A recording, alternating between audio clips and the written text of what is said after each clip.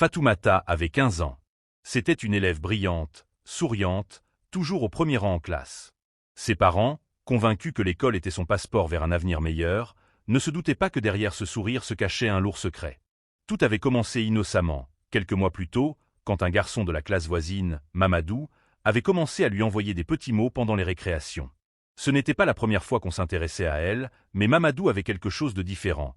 Il était charmant, drôle, et savait trouver les mots justes pour la faire sentir spéciale. Au début, Fatoumata avait hésité, consciente des avertissements de sa mère.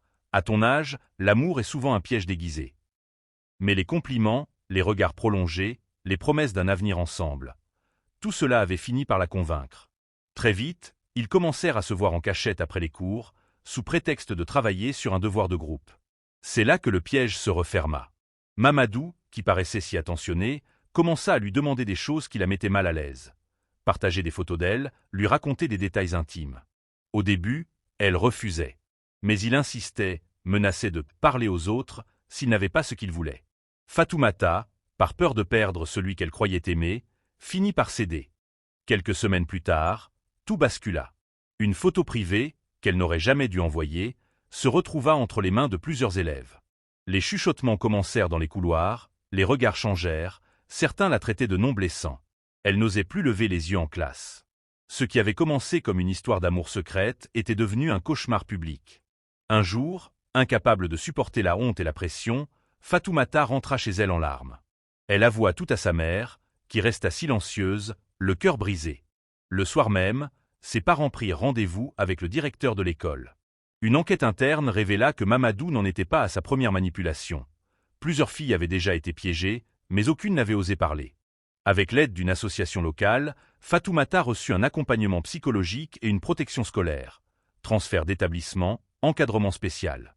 Mais surtout, elle accepta de témoigner publiquement devant d'autres jeunes filles, dans un atelier de sensibilisation. Le jour de son témoignage, elle dit « Je pensais que l'amour à l'école, c'était innocent. Mais si quelqu'un te demande des choses qui te mettent mal à l'aise, ce n'est pas de l'amour. C'est du contrôle. Parlez. Même si c'est dur, parlez. Ce silence détruit plus que les insultes. » Son histoire fit le tour des réseaux sociaux et provoqua un débat national sur la protection des jeunes filles en milieu scolaire. Des parents commencèrent à poser plus de questions à leurs enfants, des écoles mirent en place des programmes d'éducation sentimentale et numérique, et certaines jeunes filles trouvèrent le courage de dénoncer des situations similaires. Aujourd'hui, Fatoumata poursuit ses études dans une autre ville et rêve de devenir avocate spécialisée dans la protection des mineurs.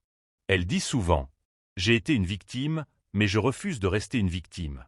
Mon histoire sauvera d'autres filles. » Enseignement. L'amour à l'adolescence peut être sincère, mais il peut aussi cacher des manipulations dangereuses.